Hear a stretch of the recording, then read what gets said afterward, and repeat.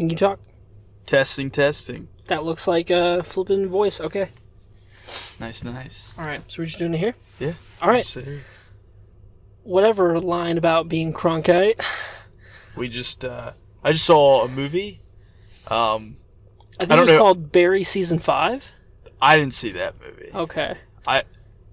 Did you see the same movie that I saw? Yeah. What movie did you see? I saw a movie about... No, what was the title? What was the title of the movie? The title was Superman Lives. Oh, I see. It was directed by Tim Burton. I saw Superman Legacy, so... Okay. What other Superman L can we... Superman Returns. Superman Lex Luthor. That's a good one. Superman and Lex. They could have done... Superman and Lois. Superman and Lois. That's a great TV show. Haven't watched it. Is that... That's CW, but like good CW. Is that, Tyler Hoechlin.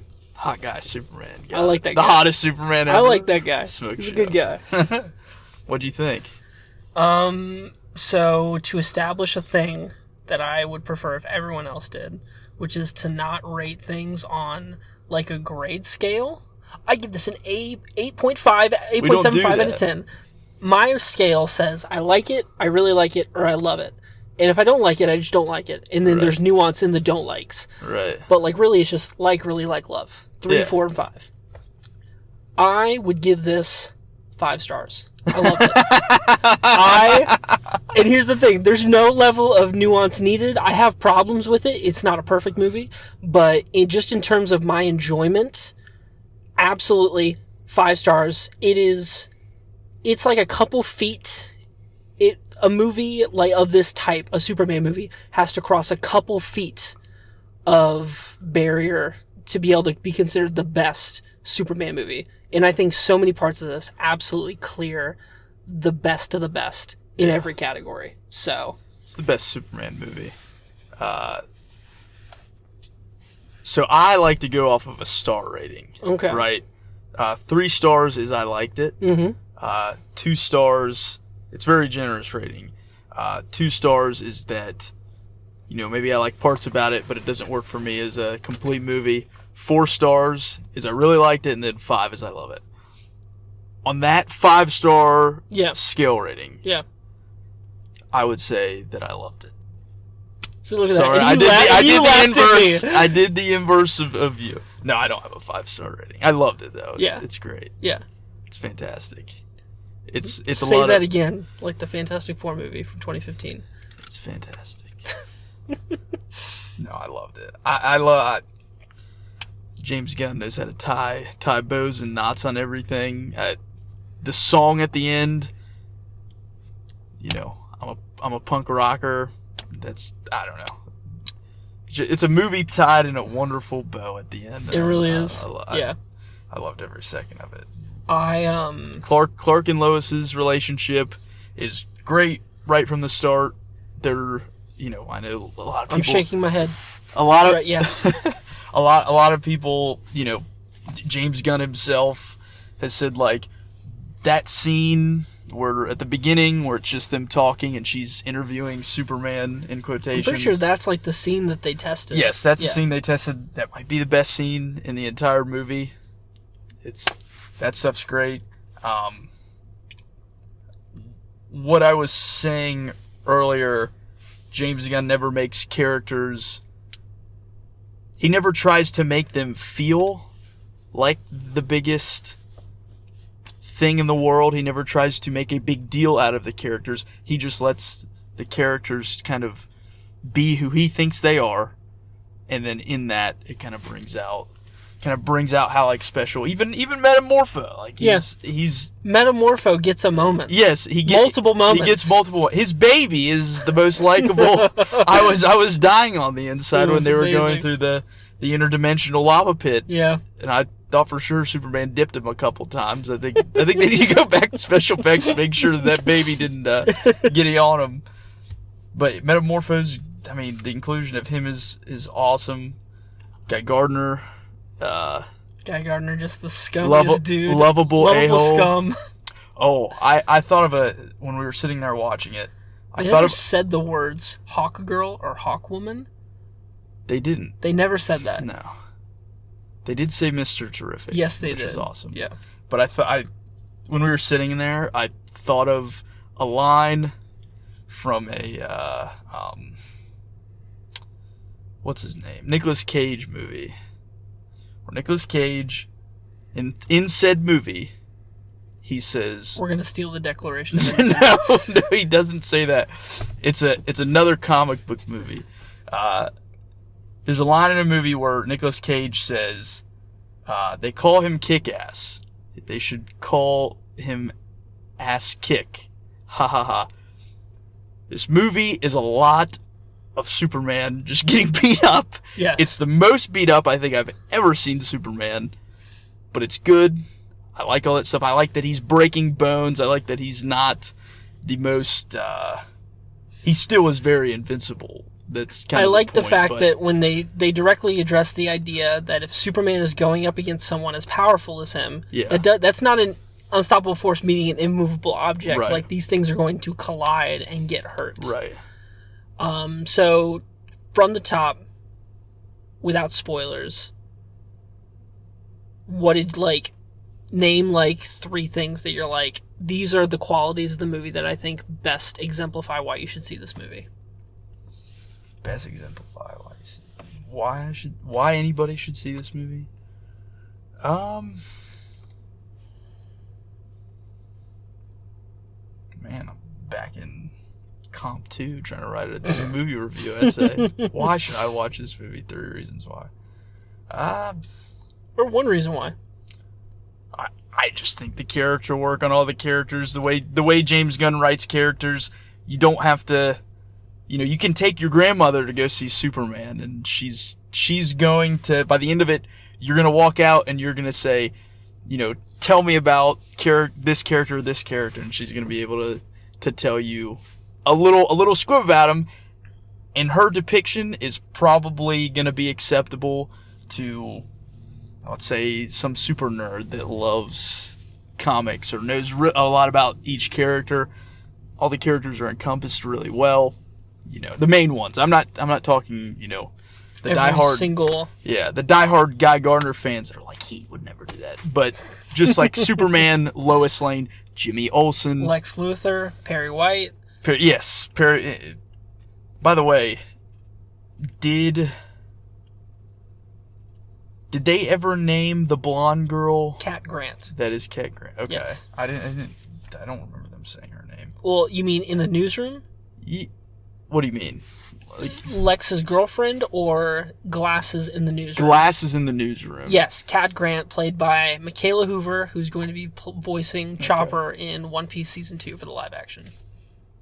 And she was in Guardians of the Galaxy. She stood behind Glenn Close. Since you're spitting facts, I'm going to give some even more obscure information. Hawk Girl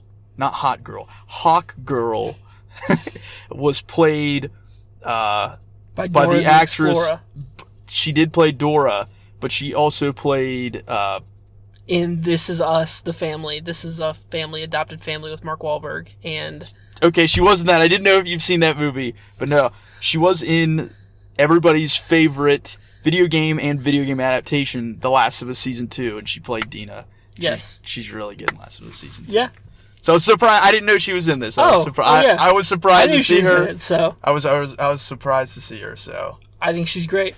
She's awesome. She's really cool. She has a little moment, but really good moment. So we're doing no spoilers, or really? So no, just the beginning. We're gonna flip and talk about it. Okay. What did you think of? You recently read All-Star Superman. I finished reading All-Star Superman 1 to 2 days ago. I have not read All-Star Superman in over 2 years, so it's not super fresh in my mind. Do you does it add anything to your viewing experience? So I'll say this, and then we'll get into spoilers, and then I'll talk about that. I'll say that my absolute number one recommendation is the same as yours, which is James Gunn's character work is the best in the comic book biz. Yeah. Comic book movie biz. That, or really flipping DC has two titans of James Gunn and Matt Reeves working on their two biggest characters, Superman and Batman. Yeah. I am so looking forward to what Batman Part 2 or Supergirl or other properties that they're going to be making. Lantern, Supergirl. I already said Supergirl. Wonder Woman, all that stuff. All what they're cooking up. I'm very excited for it. So I would obviously highly recommend watching this movie. Yeah. And please don't listen to anything we're about to say without first seeing the movie. Skip, if you're watching this complete audio podcast on your phone, skip to this time code. Good job. Grant's pointing over his shoulder. Good job. Grant's pointing over his shoulder. So you click that and it takes you to the... Okay, so spoilers. I whispered to you during the scene where they talked about Bradley Cooper's secret message. And I simply whispered, Telltale Batman. Did you get what I meant? I had no clue what you were talking about. So one thing that I have been wanting to make a video about for like 10 years now, or like 8 years, is about Marvel Phase 3 of the MCU. Captain America, the Civil War. I'm going somewhere with this, I promise. Okay. Captain America Civil War, Doctor Strange, Guardians of the Galaxy, Spider-Man Homecoming, Thor Ragnarok, Black Panther, Avengers, Infinity War, and Ant-Man and the Wasp, and then Captain Marvel as well. Endgame and No Way Home kind of don't count, but those are like the main ones that I'm talking about. Every single one of those movies has the exact same plot. Mm. In that a mentor figure has a secret, and that secret affects their mentee or their son or daughter figure. Okay. Every single one. I'm not going to go through every single example. No, you don't have to. The same thing happens with Telltale Batman. And I'll point to Black Panther with this. I'll make Black Panther the example, because it does it really well, where King T'Chaka decides to make a bad decision. T'Challa says, you were wrong to not go out to the world to share Wakanda's resources with the world, to be secretive. He's reckoning with the past mistakes of his father, who he thought was the best king in the world. Right. Telltale Batman, spoilers for a game that I haven't even played, I just know the plot lines of it, which is just that Bruce Wayne's having to reckon with the idea that his parents were corrupt. That his parents weren't the kind-hearted Wayne Foundation people. They were using their wealth and resources in the same way everyone else in Gotham City was. Superman has to struggle with the exact same thing, and I love that. I love the fact that Superman... Because one of my least favorite parts about Man of Steel is the idea that Superman is being talked about as an idea that's being placed upon him by two different parental figures. Mm-hmm. Kevin Costner and flippin' Bloody Gladiator. Mm-hmm. But in this, it's directly confronting those ideals to say it's shaking it's shaking that weight off of the Superman mythos of this has been placed on you by someone else. Right. And it makes him say, what do I want? Right. And Pa Kent says it outright, flippin' Clark, what you've done shows that you are not the message that your parents were sending you out to be. You have turned that into your own thing. The fact that you wanted it to be a good message shows just how good of a person you are. Right. And then that speech at the end between him and Lex, where he's just talking about what it means to be human and having all these human experiences, because that's the heart of why I think All-Star Superman works and why I think this Superman movie works. It's two things. First, you said it earlier, how you said James Gunn is great at casting. Part of conveying how impactful that is, Clark hearing those words and realizing that's what the second half of the message is. What, David Cornsweet? Yes. So David Cornsweet, he's pointing at my face. This, with no words coming out of his mouth, is gold. The expressions on his face, absolutely, the way he can convey emotions, he's perfect. That's why James Gunn chose him, and I think those moments in particular is when he does the best facial work, and it's fantastic. Yes. So that's one. Two, we're going to go a little bit further back here. If you would have leaned over and not said Telltale Batman, but you somehow, I don't know, read this particular story and didn't tell me, if you would have leaned over and you would have said White Knight, Sean Murphy's White Knight. That has a similar Batman idea where Okay. like, I guess I'll spoil Curse of the White Knight with Azrael.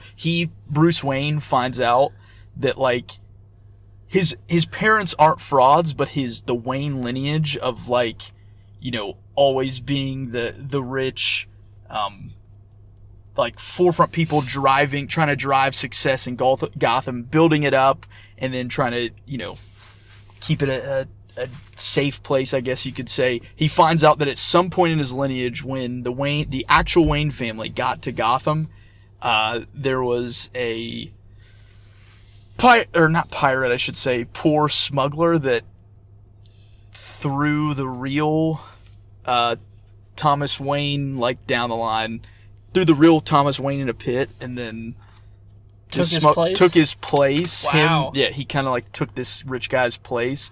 So he's not even related no, to Wow. No. So when Bruce Wayne finds that out, it's a similar thing where he looks at the Wayne name, and he's kind of always, you know, and he's an older Batman, so he's not like the I Am Vengeance, the Batman, for, you know, the majority of that movie. But he's nuanced. He knows like what he has to do. And anyways, back to Superman. Sorry, I had to go on my. I talk about White Knight. I'll go back in time with me today? I'll go back in time and say Curse the White Knight. Thank you. I appreciate. Yeah, you're welcome. You should apologize for not saying I'm sorry. Sorry, I haven't read enough comics. Okay. Flippin' bloody plots. This movie is 3 different movies just pushed into one. Just taken out because it wants to be... My minor complaint is that I feel like there's just enough development for Lois and Superman and Clark. I feel like they could have done more, but also that more would have sacrificed another parts of the movie that I think were equally important. It just feels like every plot line, except for the Lex plot line, suffers a little bit in what it wants to do. Mm-hmm. Because it's all wrapped up in Lex, which I think is honestly the most important quality of this type of movie. I think that the first act is really strong. The first half is really strong in establishing like the Lois Clark, for at least the first 30 minutes, really establishing the Lois Clark dynamic really well, where they're at. And then it kind of just says, okay, we're going to do a bunch of stuff, but we're going to let this lie how it is. Like, it's going somewhere, or it's purposefully staying put, and that has a statement in and of itself. Right. But I just feel like we could have spent more time in those moments of, like, emotional moments, like an emotional reality. And explored that a little bit more, especially from Clark's side. But then again, we also, like, Clark is dealing with so much in this movie. A lot happens. A lot happens to Clark. A lot happens to Superman in the Superman movie. Who'd have thought? I think they balance the Lois and Clark stuff just fine, and they give us enough.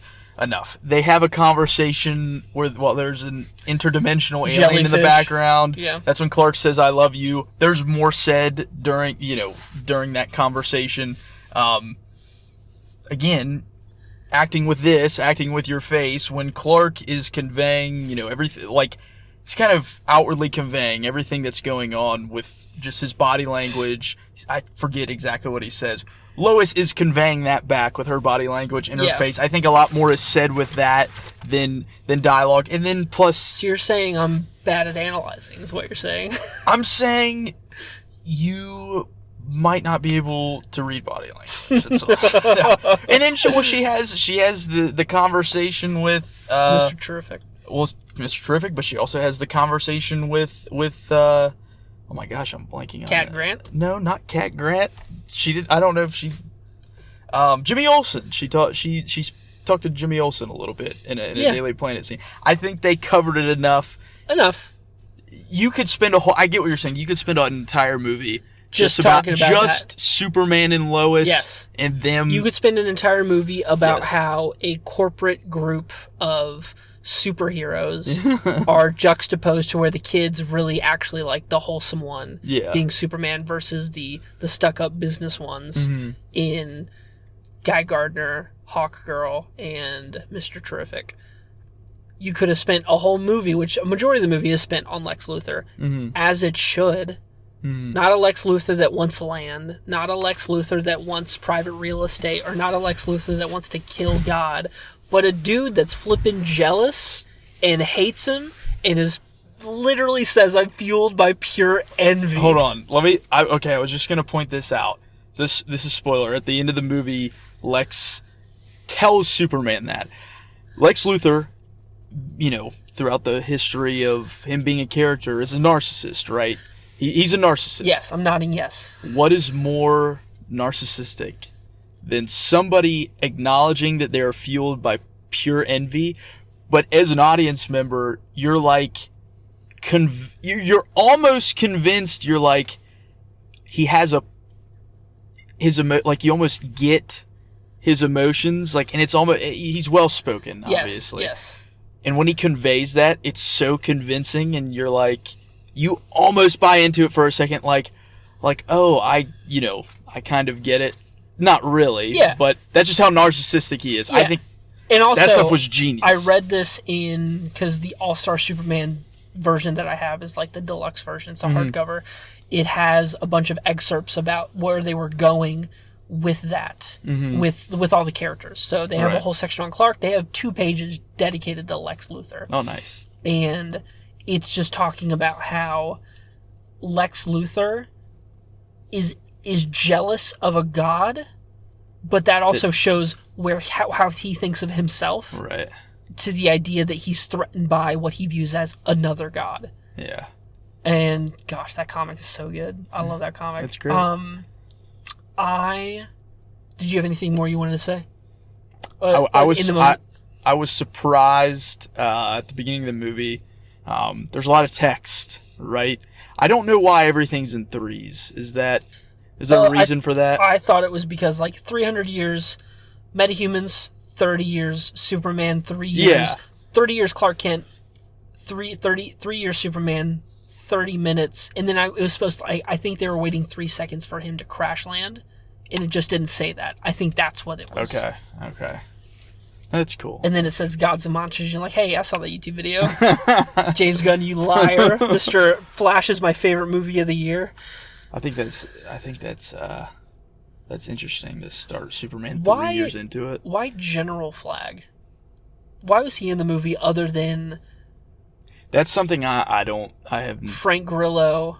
I didn't even know he was going to be in this movie, but I knew Frank Grillo was going to be the father of Rick Flag. Yeah. I thought he was going to be in something else. I have yet to see Creature Commandos. Hey, we got a cameo appearance from Peacemaker. Yeah, that was great. That was so great. John Cena's on screen, and he's awesome. Oh man, he's fantastic. That's fantastic. What did you think of? By the way, I just want to say, as a concept, Green Lantern powers have always been my favorite, and so seeing a really dumb version of those powers was really fun. Giant middle fingers flipping over tanks. And putting oven mitts on a kaiju and being like, look, oven mitts. I'm just like, there's a lot of great Green Lantern visual gags. And that makes me really excited for Lanterns, because watching a serious person have those powers is going to be really exciting. I also can't wait to see what their costumes look like, because his is obviously a Maxwell Lord corporate costume. Right. What did you think overall of the Mr. Terrific Lois Lane scene where she's got the energy shield around her? When I was watching that, I was like, okay, this is fun, whatever. Yeah. The first thing I thought, I was like, James Gunn couldn't help himself. He needed to do the one take, focusing on Lois Lane and then show. It is a fun scene. I think that it focusing on Lois's reaction to all of it makes it unique enough to exist. Yeah. But and also it kind of feels like that RLM complaint about Guardians 2 with Rocket Raccoon in the forest with the Ravagers, where he's like, why do you need to have a scene? Because it's an action movie, and sometimes you need to have a set piece every once in a while. Yeah. So I think that enough, the corporate script reason, But I think in the moment, like, it doesn't bother me. Like, I also really like the fact, I was thinking about this when I was watching that scene, I really just like the fact that it's focusing on Lois. Mm-hmm. And really everything that's happening is like halfway background. One thing with that scene. Yeah. People get to where they need to go incredibly fast in this movie. I don't understand how Lois Lane and Mr. Terrific can go there, and then Lex Luthor was just there. They're already gone, but then they get there. How is nobody alerting Lex Luthor that they're... He left through a different portal. And he went back to his... He went back to the tower. Yeah. That makes sense. Yeah. That makes sense. Okay. Gosh. Look at you not paying Sorry, attention. I'm just trying to... I was just thinking, I was like, I don't even remember what we're talking about right now, but let me think back. What did you think about that whole sequence with the prison sequence and the other dimension? I think it's so, like, Superman 1978, kryptonite's a rock, and it makes Superman have difficult time swimming. 2016, Batman vs. Superman, 2006, kryptonite doesn't matter, because Superman gets stabbed with it and has to be surrounded by it, and he still flies an entire island off of the globe. Doesn't matter. I hate Superman Returns. 2016, it's a glowing rock that's turned into the funniest light source for the funniest line that's ever been said in a comic book movie, which is Save Martha. And then this one, I like the fact that... Sorry, I really like framing things. I like framing things in the past Frame context. away. I love it framing. In the frame. Superman, this movie, 2025, it being a radioactive substance that affects him radiologically. Makes him look like a... Makes him look like a Chernobyl victim. Yeah. Like, that's such a good idea. Yeah. I love that. Yeah, no, that's great. It's great. I was distracted by the baby the whole time. The entire time the I'm chicken jockey baby. I'm a grown man. I don't watch kids Minecraft movies. I have no idea what chicken jockey means. Yeah. I just want to let everybody know. Yeah, that. good job. I don't even know what you're talking about. Yeah, good job. Anyways, the cute little green baby. The little PT baby. That's all I was thinking. Yeah, see, don't make fun of that baby. That was a cute baby. It was a cute baby. That guy was so menacing. He was pointing a gun at this little green booger baby, and I could not help. I almost cried. It's because you're a dad. It's because you're like, I am NoHo Hank. It's like all the kids when they're like hugging Superman. If I was Superman, I'd pick them up. Just squeeze them, give them a big hug, accidentally murder all the children. That'd be me. I'm sorry, I'm a dad. I love the kaiju scene. The kaiju scene where notably the Justice Gang is just doing whatever they want. Yeah. And then Superman takes time out of his moment to save a squirrel. Yeah, that's great. That's great. And he also wants to save the kaiju. He's like, let's take it to Intergalactic Zoo. Yeah, that's a great line. And then also the fact that, like, I love a Superman that loves people. Mm-hmm. I said this to you. I don't know if it was what we said in the prelude or not, but I said that earlier today that I hate how Henry Cavill's Superman is just in love with Lois Lane. And how he says, you're my world, and therefore I will be Superman, because I quote-unquote don't owe the world a thing. Yeah.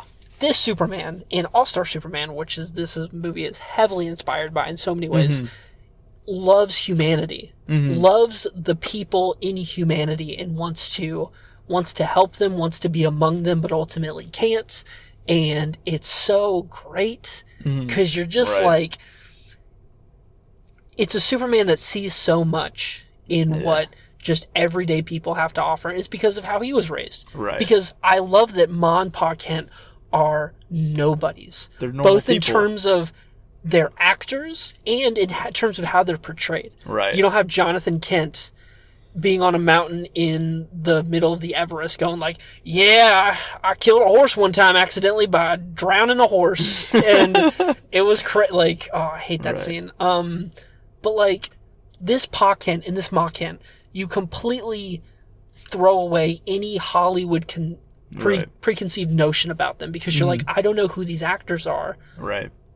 And therefore I can just view them how Superman views them, which is like, flipping that's mom and dad. Yeah.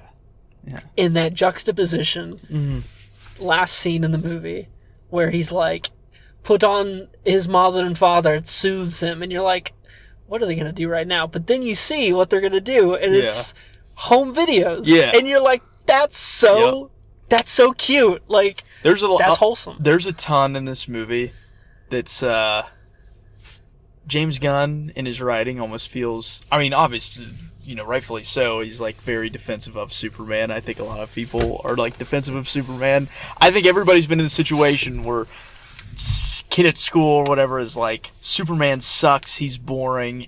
Everybody knows that. But particularly in this movie, James Gunn feels like he's in a corner and he's trying to throw punches. I don't know who he's trying to throw punches at, but James Gunn feels a certain way. He's like, no, the whole punk rock thing, which is a cool little banter thing with Clark Kent and Lois Lane.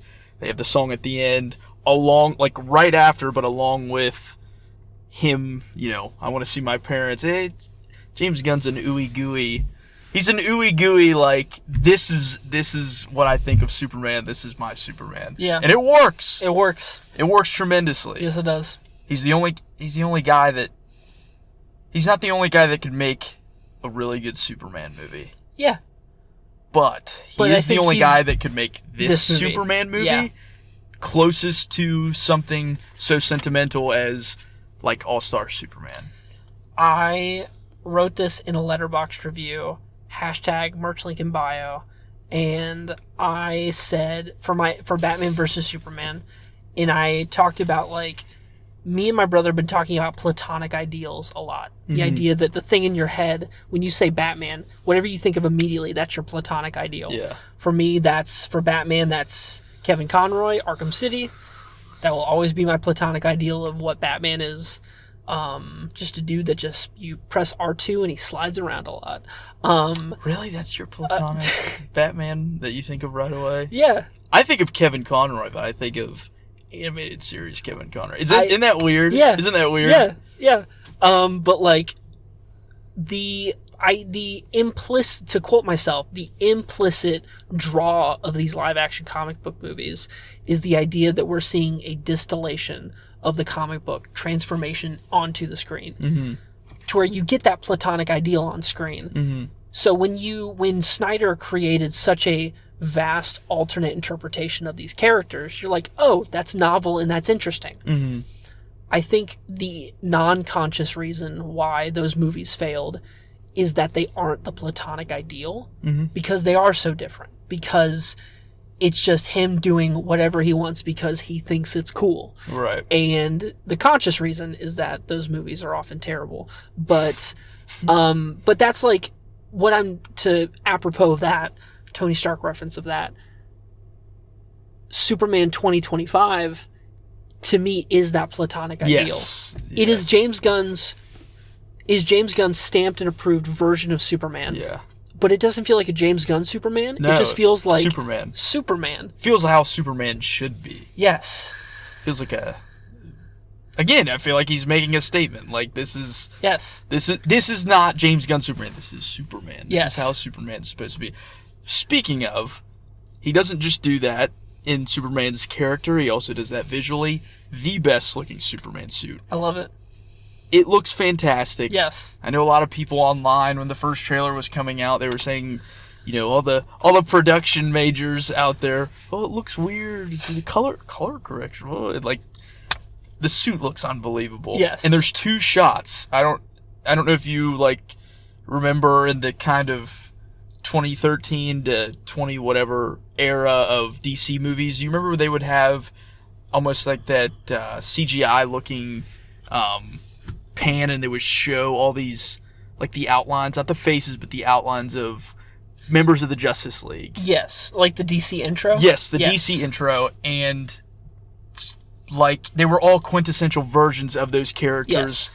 And Superman, you're like, yeah, that's a great looking Superman. I wish it would look like that movie. Yeah. There's two shots in this movie where they show Superman. One in how his suit looks. One being when he's getting off the helicopter onto the beach when they're taking him in. And you leaned over at me and you said that suit looks great.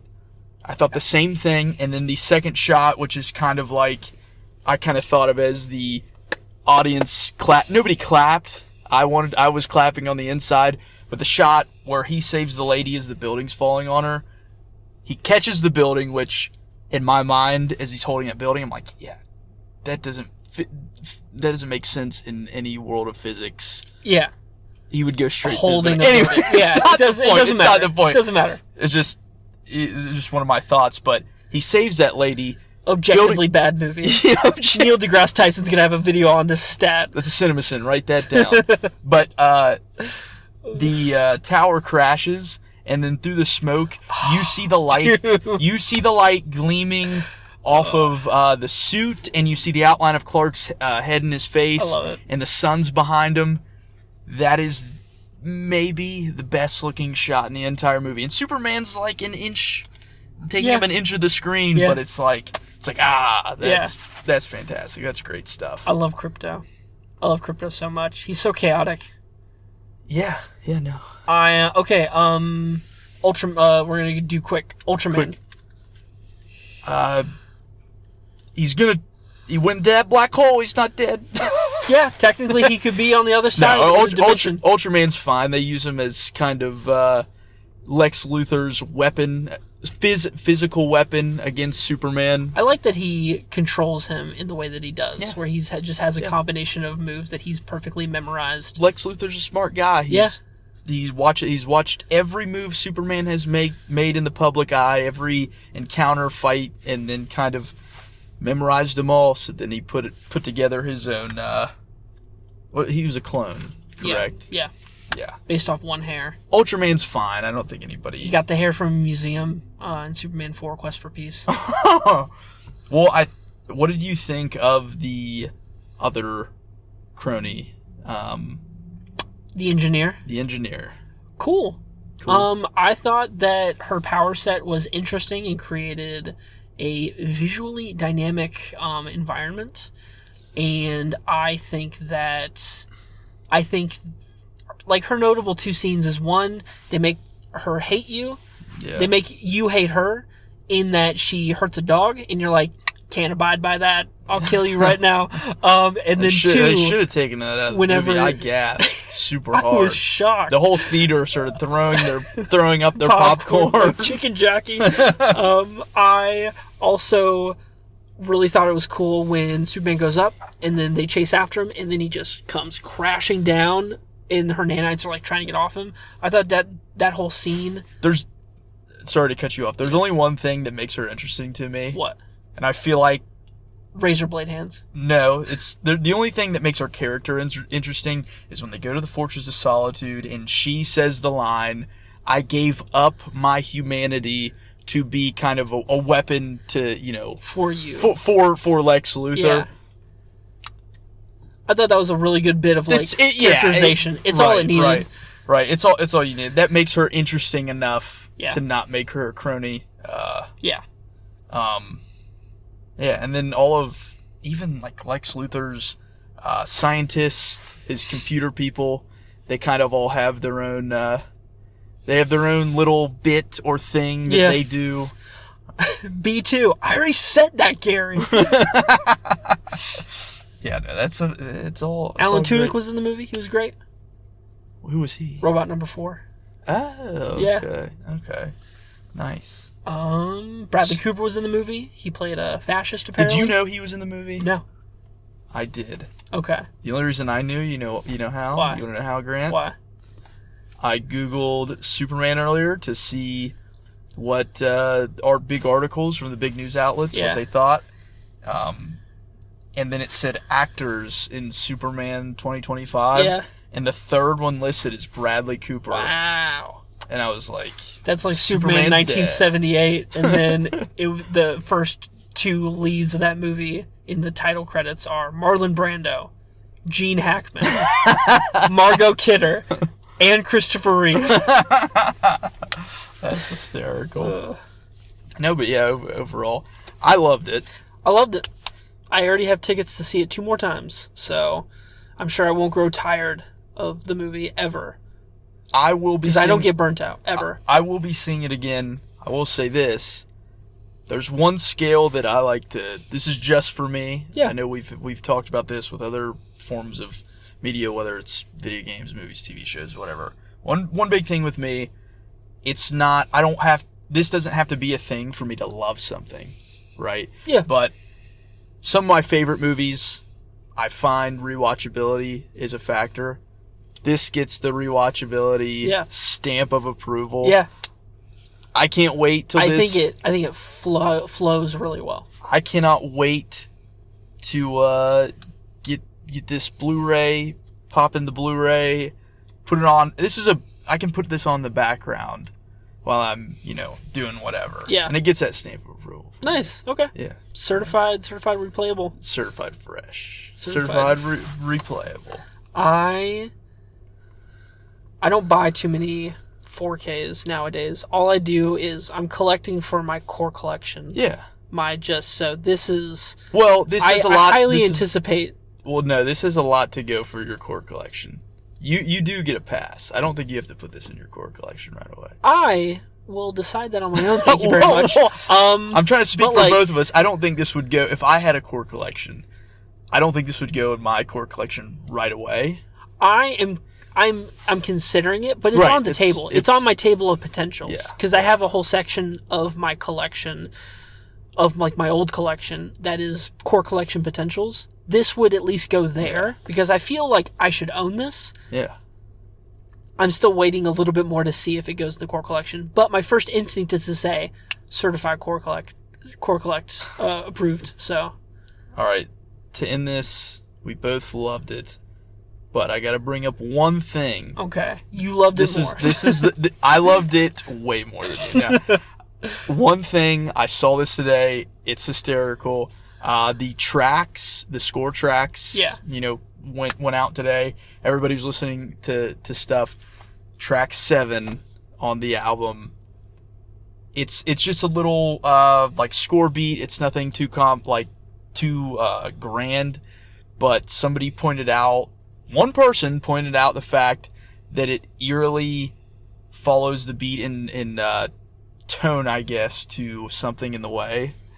And there was a whole movement today where people were like, Robert Pattinson's Batman is in Superman.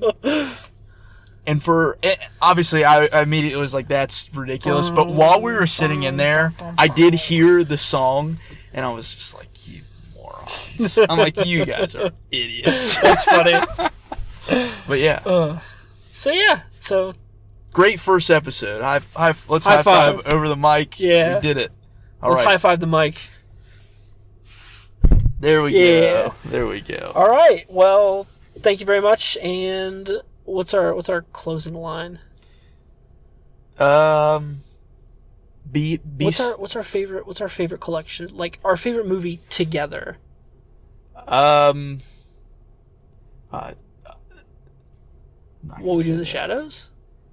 Man, you're putting me in a tough spot right now. Yeah, I know. This is blanking. Another 45 minutes just thinking about this. We could do... There's one that keeps going. I can't say it. I don't know. Watch a good movie. Yeah, watch a good movie. Watch a good movie. Yeah. Watch Superman. Yeah, Stuart Little. Something. Yeah, watch the Batman. Yeah. Definitely go see the Superman, though. Go see the Superman and then watch the Batman. Yep. And then be like, dang, 2 for 2 right now. That's right. I'm 2 for 2. I'm watching good movies. Just don't watch any more movies until we say what to watch next. That's right. All right. Bye. Peace.